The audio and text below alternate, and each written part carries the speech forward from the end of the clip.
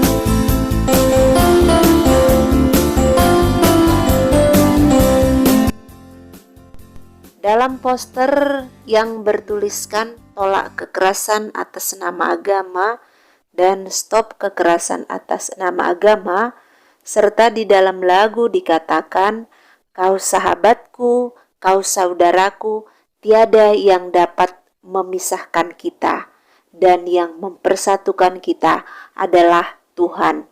Jadi jelas bahwa setiap agama itu ternyata memiliki tujuan yang sama untuk menuju kepada Allah. Dan supaya kita sampai kepada Allah, kita harus mampu menerima perbedaan yang ada. Entah itu perbedaan suku, perbedaan budaya, perbedaan agama, terutama kalau kita mampu menerima perbedaan ini, maka kerusuhan yang akan mengakibatkan kehancuran itu pasti akan dapat kita hindari. Nah, beberapa waktu yang lalu di negara kita pun sempat terjadi konflik antar umat beragama yang ternyata dibalut dengan sentimen keagamaan. Akibatnya perusakan dan juga penutupan tempat ibadat dari salah satu agama kepada kelompok penganut agama lain, ini pun terjadi. Nah, kasus yang seperti ini masih sering kita dengar di negara kita. Tentunya kita harus mengetahui lebih jauh apa yang menjadi akar penyebab konflik yang terjadi. Banyak yang sesungguhnya konflik-konflik itu bukan disebabkan karena perbedaan agama ataupun perbedaan keyakinan dan kepercayaan, tetapi seringkali karena kepentingan politik, kekuasaan, ataupun kepentingan-kepentingan lainnya. Tapi satu hal yang perlu kita lihat bersama, bahwa konflik-konflik seperti ini pada akhirnya akan membawa kehancuran, akan membawa permusuhan dan juga dendam. Dan yang menjadi korbannya seringkali adalah di kedua belah pihak. Tetapi dampak yang terbesar adalah hancurnya peradaban dan juga martabat manusia. Maka kita berharap di masa depan tidak akan terjadi lagi konflik antar umat beragama dalam bentuk apapun. Beberapa faktor yang sering menjadi pemicu terjadinya konflik antara lain, satu, adanya ambisi dari penganut ataupun juga dari pemimpin keagamaan yang ingin memperjuangkan kepentingan tertentu dengan mengatasnamakan agama dan keyakinan sebagai alasan untuk mengadakan pertikaian antar umat beragama. Yang kedua, umat terkadang kurang memahami dan mendalami agamanya secara benar, sehingga mudah dihasut ataupun diprovokasi oleh pihak lain yang mempunyai niat jahat. Yang ketiga, fanatisme beragama yang berlebihan yang disertai dengan sikap dan pandangan negatif terhadap agama yang lain. Fanatisme itu adalah paham atau perilaku yang menunjukkan ketertarikan terhadap sesuatu secara berlebihan. Jadi seorang yang fanatisme ini tidak akan bisa mengubah haluannya. Bila dikatakan seseorang yang fanatik memiliki standar yang ketat dalam pola pikirnya dan cenderung tidak mau mendengarkan pendapat maupun ide yang dianggapnya bertentangan. Yang keempat, kurang mengenal atau tidak mau mengenal agama dan kepercayaan lain, sehingga selalu mengukur kebenaran itu berdasarkan agamanya sendiri, merasa bahwa agamanya yang paling benar. Yang kelima, menganggap bahwa agama dan kepercayaan lain itu sebagai ancaman terhadap agama yang dianutnya. Yang keenam, kurang cepatnya penanganan dari pihak aparat pemerintah dalam menangani isu-isu SARA, sehingga menimbulkan masalah yang lebih besar. Yang ketujuh, adanya kecemburuan sosial dalam hal tertentu, misalnya dalam hal kesejahteraan hidup, sehingga memakai agama untuk melampiaskan kekesalannya. Usaha apa yang dapat kita lakukan untuk menjaga kerukunan umat beragama? Yang pertama, berusaha untuk berteman dengan semua orang tanpa membedakan agama dan kepercayaannya. Jadi dalam hidup ini, mari kita berteman dengan siapapun tanpa kita melihat latar belakang ekonominya, pendidikannya, statusnya, dan sebagainya. Yang kedua, selalu berpandangan secara positif terhadap orang lain, termasuk yang berbeda agama. Jadi dalam hidup, kita juga upayakan untuk selalu berbaik sangka dengan orang lain. Yang ketiga, mau hidup rukun dan saling membantu antar umat beragama. Dan ini bisa kita mulai dalam lingkup yang terdekat, yakni tetangga kita. Kemudian yang keempat, saling memberikan salam dan ucapan selamat pada teman yang merayakan hari besar agamanya. Kemudian yang kelima, menghargai ajaran dan peribadatan agama lain. Bagaimana pandangan Gereja Katolik tentang setiap agama mengajarkan kebaikan menuju kepada Allah? Ini kita lihat dari Nostra Aetate. Nostra Aetate sendiri itu adalah salah satu dokumen Konsili Vatikan kedua. Ini pernyataan tentang hubungan gereja dengan agama-agama bukan Kristen. Nah, di dalam Nostra Aetate artikel 1 kita bisa baca, sebab semua bangsa merupakan satu masyarakat, mempunyai satu asal, sebab Allah menghendaki segenap umat manusia mendiami seluruh muka bumi. Semua juga mempunyai satu tujuan terakhir, yakni Allah, yang penyelenggaraannya, bukti-bukti kebaikannya, dan rencana penyelamatannya meliputi semua orang, sampai pada terpilih dipersatukan dalam kota suci yang akan diterangi oleh kemuliaan Allah. Di sana bangsa-bangsa akan berjalan dalam cahayanya. Dalam Nostra Aetate artikel 1 ini jelas dikatakan bahwa semua bangsa itu adalah satu masyarakat. Jadi kita adalah masyarakatnya Allah dan satu asal. Asal kita adalah Allah. Dan Allah sendiri yang menghendaki kita umat manusia itu untuk mendiami muka bumi. Dan tujuan akhir dari hidup kita itu adalah Allah sendiri. Dalam Nostra Aetate artikel 2 itu kita bisa baca bersama, sudah sejak dahulu kala hingga sekarang ini di antara pelbagai bangsa terdapat suatu kesadaran tentang daya kekuatan yang gaib yang hadir pada perjalanan sejarah dan peristiwa-peristiwa hidup manusia. Bahkan kadang-kadang ada pengakuan terhadap kuasa ilahi yang tertinggi ataupun Bapa. Kesadaran dan pengakuan tadi meresapi kehidupan bangsa-bangsa itu dengan semangat religius yang mendalam. Adapun agama-agama yang terikat pada perkembangan kebudayaan berusaha menanggapi masalah-masalah tadi dengan paham-paham yang lebih rumit dan bahasa yang lebih terkembangkan.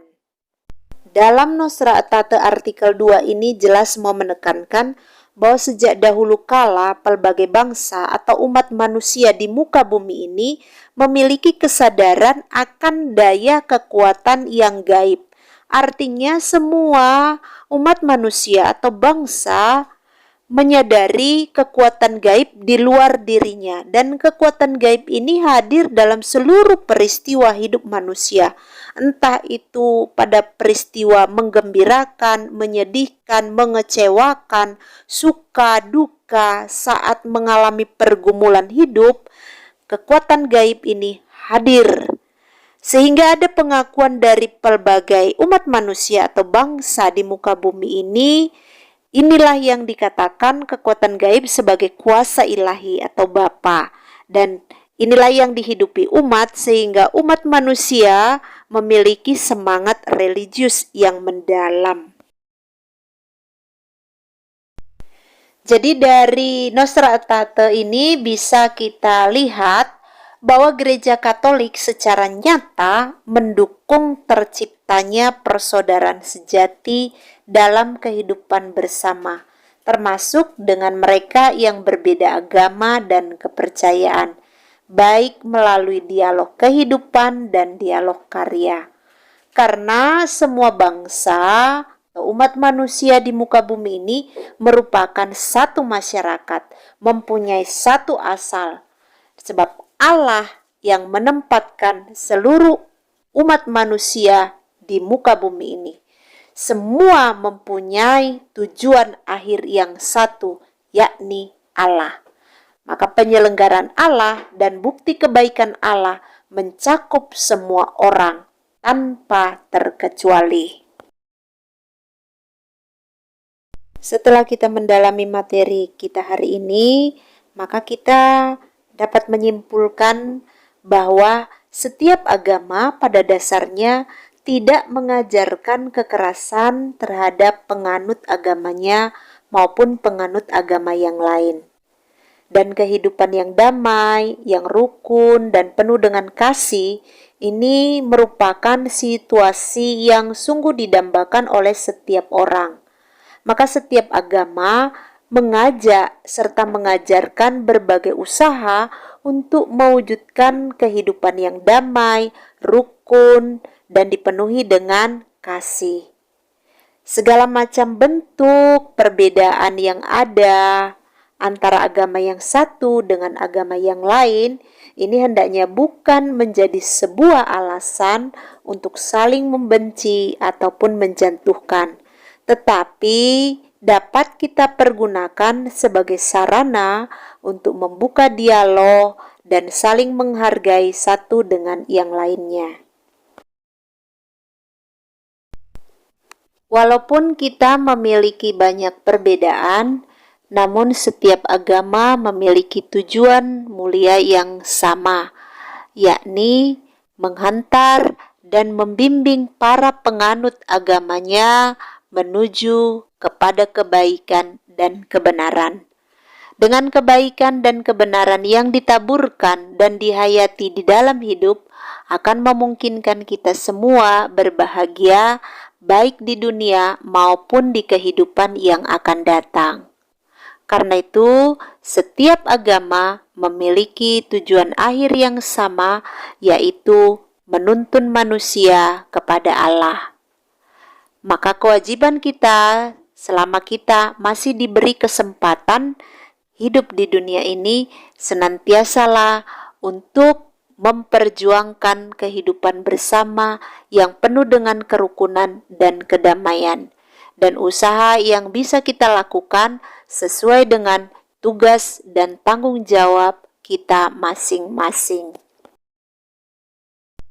Pada hari ini kita telah bersama-sama mempelajari bahwa setiap agama walaupun berbeda satu dengan yang lain, namun memiliki tujuan yang sama, yaitu membimbing umatnya menuju kepada Allah.